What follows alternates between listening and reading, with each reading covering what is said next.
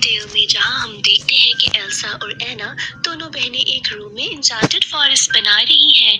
अब यहाँ पर इनके पेरेंट्स रूम में आते हैं, जहाँ पर किंग एग्नर, जो कि एल्सा और एना के फादर हैं, उनको बताते हैं कि आओ मैं तुम लोगों को एक स्टोरी सुनाता हूँ। वो बताते हैं कि कैसे इंचार्टेड फॉरेस्ट में पहले 4 स्पिरिट्स का राज था, जो कि थी अर्थ, फायर, वाटर और एयर।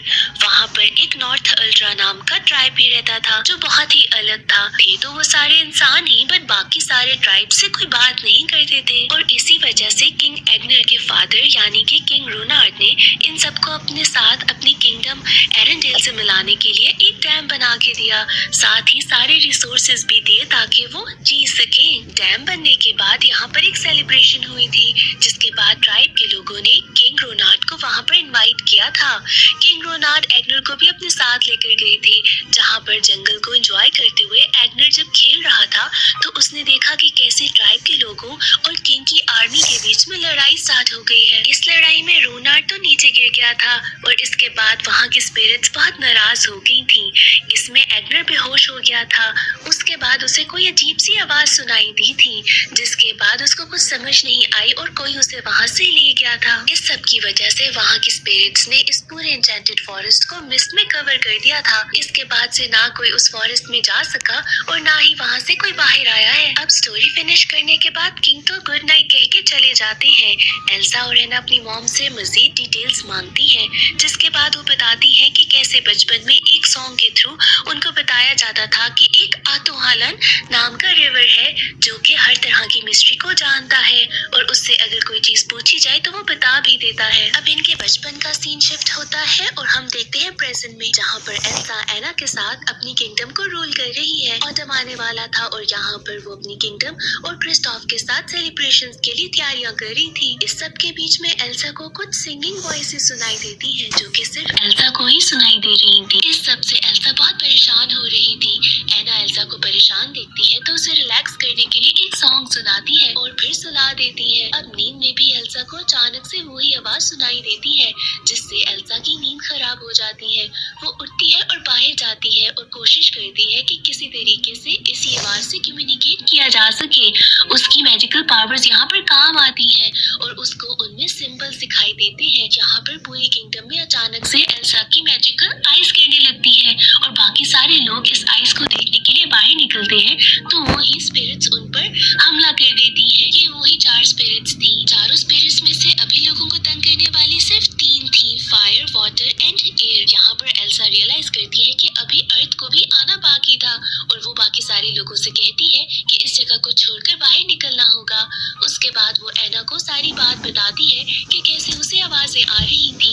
इसके बाद हम यहाँ पर ट्रोल्स को देखते हैं और उनके लीडर को भी। वो एल्सा से कहता है कि उसे इस राज के बारे में जानना होगा। एल्सा का मानना था कि जो आवाज उसे सुनाई दे रही है वो अच्छी है। ट्रोल लीडर की बातों से एल्सा समझ जाती है कि अब उसे एरेंडेल को बचाने के लिए एन्चेंटेड फॉरेस्ट जाना होगा। जिसके बाद वो एना, क्रिस्टोफ, ऑलिव और क्रिस्टोफ के रेनडियर पर चली जाती है एन्चेंटेड फॉरेस्ट। और वहाँ की तो मिस्ट भी इन सबको अंदर आने फॉरेस्ट एंटर करते हैं तो देखते हैं कि हर जगह कितनी ज्यादा ब्यूटी है और इसी सब में सब अलग अलग हो जाते हैं। इसके बाद एना के साथ क्रिस्टोफ दिखाई देता है, जहाँ पर क्रिस्टोफ पहले भी बहुत दफा जैसे प्रपोज करने की कोशिश कर चुका था, यहाँ पे भी कोशिश करता है, बट एना उसे ऐसा करने नहीं देती और एल्सा को ढूंढने के बहाने से वहाँ चली जाती है।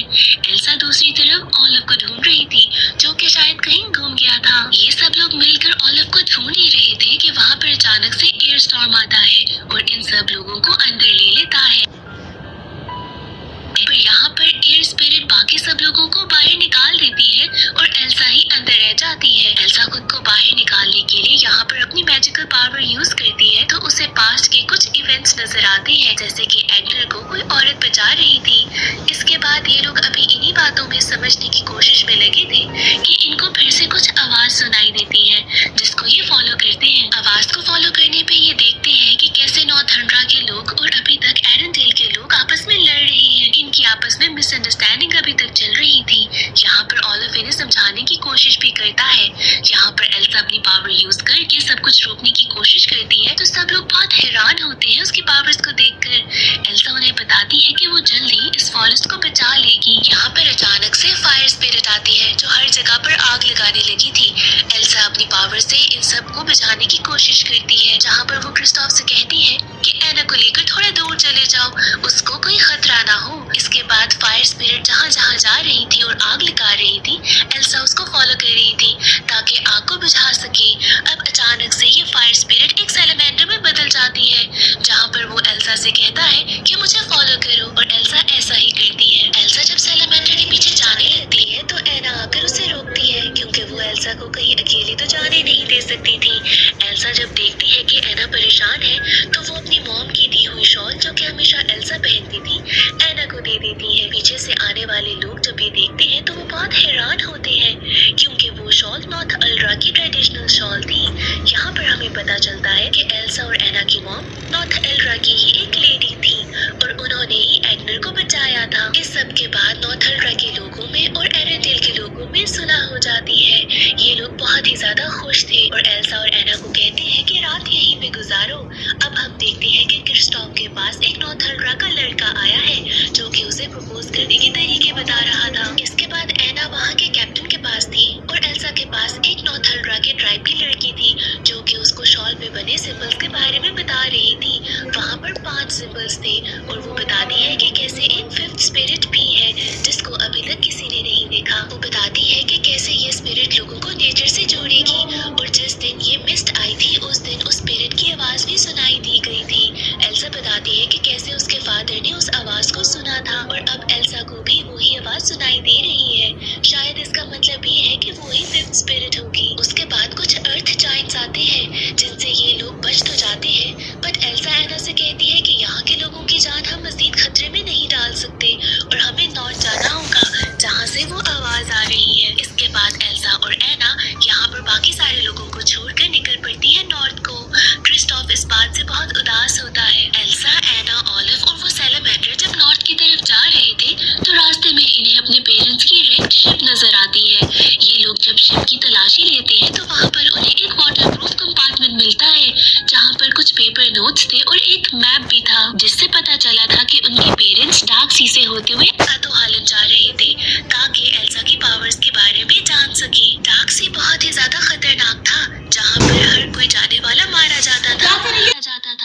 अब यहाँ पर एल्सा सारी सच्चाई जानने के लिए वाटर स्पिरिट को बुलाती है, जो कि कुछ इमेजेस से बताती है कि कैसे उसके पेरेंट्स डार्क सी में ही मारे गए थे। एल्सा को तो अब गिल्ट खाने लगता है। उसको लगता है कि उसके पेरेंट्स की डेथ उसी की वजह से हुई थी, क्योंकि वो उसकी पावर्स के बारे में ही जानने के लिए जा रहे थे। वो रोते हुए शिप से बाहर जाती है और एना उसे फॉलो करती है। एना एल्सा को समझाती है कि पेरेंट्स ने ये अपनी मर्जी से किया था और एल्सा की पावर्स के बारे में सिर्फ वो जानना चाहते थे। यहाँ पर वो ये भी कहती है कि कैसे उसकी पावर्स एडोना की काइंडनेस का गिफ्ट थी, क्योंकि वो नॉर्थ अल्ड्रा से बिलोंग करते हुए भी अपनी काइंडनेस की वजह से एनिमी को बचा रही थी। इन सब बातों से एल्सा थोड़ा बेहतर फील करती है, जिसके बाद वो एना को बताती है कि सच्चाई जानने के लिए उसे एतो